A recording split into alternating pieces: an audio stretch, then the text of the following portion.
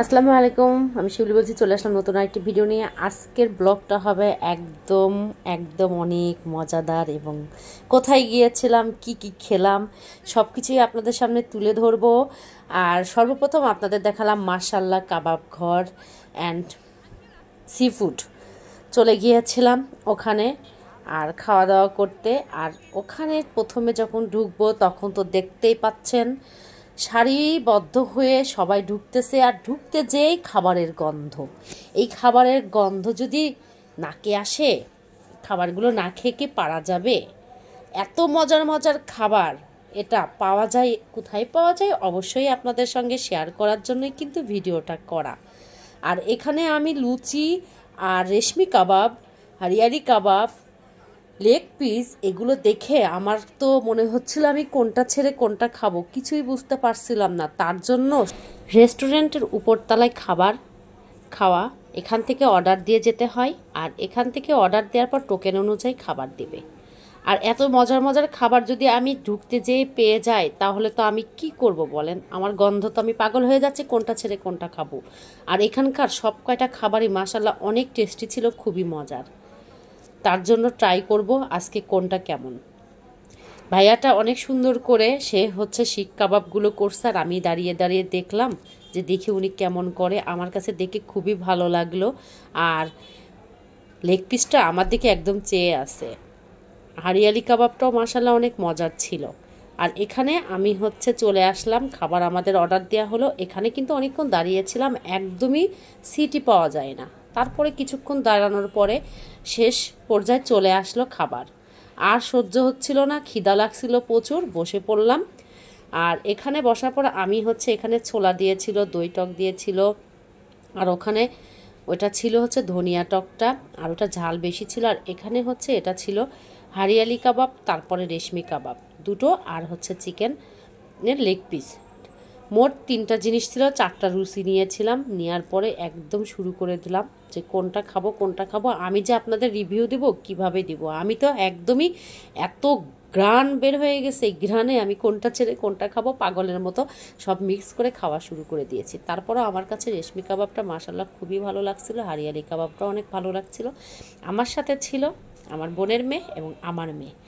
এদেরকে জিজ্ঞেস করলাম খাবার কেমন, বলছে অনেক মজার, আবার আসবো কবে সেটা বলো। আমিও বললাম ঠিক আছে, আসা যখন লাগবেই তাহলে সবাইকে একটা ভিডিও করে দেখিয়ে দিই। এরা যারা আমার আশপাশে আছে তারাও এখানে চলে আসবে খেতে, কারণ এত মজাদার খাবার আমি খেলে হবে, আপনাদেরও তো খেতে হবে, তাই না? এটা ছিল জেলখানার ঢাল, বলতে নাজিমুদ্দিন রোডের এখানে। আর আমরা সাধারণত বলি জেলখানার ঢালে বা পিছনে। এখানে কয়েকটা রেস্টুরেন্ট আছে, তার মধ্যে এটাতেও আমি ট্রাই করছি, আগেরটাও ট্রাই করব অবশ্যই। আগে প্রথমে আপনাদের দেখালাম এই রেস্টুরেন্টটা, খুবই ভালো ছিল মাশাআল্লাহ। রেস্টুরেন্টটাই খাবারগুলো খুবই মজার ছিল, আর খাবারগুলো ছিল পুরো গরম গরম। এই গরম গরম খাবারের সঙ্গে লুচি, তার সাথে দই টক, কেমন লাগে বলেন? অনেক টেস্টি খাবার, যা বলে বোঝাতে পারবো না। আমি বেশ কিছুক্ষণ ধরে একটানা খেয়ে যাচ্ছি, আর আমার তো একদম দই টকটা একদমই শেষ হয়ে গেছিলো। লাস্টের দিকে আবার নিয়ে এসে আবার খেলাম, আর একদমই আমি কখন শেষ করব কখন খাবো কিছুই দিশা পাচ্ছিলাম না। ছোলাটাও খুবই মজার ছিল, এটা দিয়েও আমি কিছুটা খেলাম। আর আমি যখন ভিডিওটা এডিট করছি আমার মনে হচ্ছে কি আমি আবার দৌড় দিয়ে চলে যাই ওখানে যে খেতে। আর শীতের সময় কিন্তু এরকম ধরনের খাবার থাকলে আর কিছুই লাগে না, খুবই ভালো লাগে। আর রাত করে কিন্তু এই ধরনের খাবারগুলো আমরা সাধারণত খাই, আর আমাদের কিন্তু খেতে খুবই ভালো লাগে। সবাই মিলে খাওয়ার মজাই আলাদা, আর তার মধ্যে যদি থাকে একটু ভালো খাবার বা অনেক টেস্টি এবং মুখরুচি খাবার তাহলে তো জমেই যায়। ও এখানে খাচ্ছিল, আর আমি জিজ্ঞেস করছিলাম সবচাইতে কোনটা ভালো লাগছিল। আমার বোনের মেয়ে আমাকে বলছিল যে রেশমি কাবাবটা খালা অনেক মজার ছিল, এটা ছিল অনেক টেস্টি, আর লেগ পিসটা আরও মজার ছিল। এই বারবিকিউটা এত টেস্ট ছিল যা বোঝাতে পারবো না। আর অনেকে লেগ পিসের ভিতরে থাকে একটু কামড় দিলে পরে রক্ত বের হয়ে যায় এমন কিছু, কিন্তু এদের খাবারের মধ্যে কোনো ধরনের রক্ত বা কিছুই ছিল না। তারপরে চলে যাব আমার মেয়ের কাছে। আমার মেয়েকে আমি জিজ্ঞাসা করলাম খাবার কেমন, ও বলছে কি হেভি টেস্টি হয়েছে, অনেক মজা। আমি তো ভাবতেও পারিনি এত মজার হবে আর এত টেস্টি হবে। আর ও হচ্ছে অনেক মজা করে খাচ্ছিল আর সবাই খাবারের আসলে প্রশংসা করছিলাম আমরা। প্রশংসার আসলে যে জিনিস প্রশংসা করা সেটাকে প্রশংসা না করে পারি না, তাই এর প্রশংসা করে দিলাম। খুবই ভালো, আপনারাও চাইলে খেতে পারেন। এত মজার খাবার যা বলে বোঝাতে পারবো না। লুচি যদি তার সঙ্গে থাকে, গরম গরম লুচির সঙ্গে এই খাবার খেতে কিন্তু আরও ভালো লাগে। আমি তো আমার একটু হাত কাটা ছিল, তারপরও আমি এক হাতে ফোন নিয়েছিলাম, তারপর আরেক হাত দিয়ে সুন্দর করে এড়ায় নিচ্ছিলাম। আমার পুরো রেশমি কাবাব আর হারিয়ালি কাবাবটা একদমই শেষ হয়ে গেছে। এখন আমি খাবো লেগ পিসটা। এই লেগ পিসটা খেতে যে আমি তো পুরা অবাক হয়ে গেলাম। এটাও ছিল অনেক মজার, এত ভিতরে মশলাগুলো ছিল যা মানে অনেক টেস্টি আর খুবই ভালো লাগছিল। তার সঙ্গে তো দই টকটা মিক্স করে যখন আমি নিয়েছিলাম মুখে দিয়ে অনেকটাই ছিল। তবে এদের হচ্ছে একটা জিনিস আমার কাছে ভালো লাগেনি, সেটাও হচ্ছে ধনিয়া পাতার টকটা।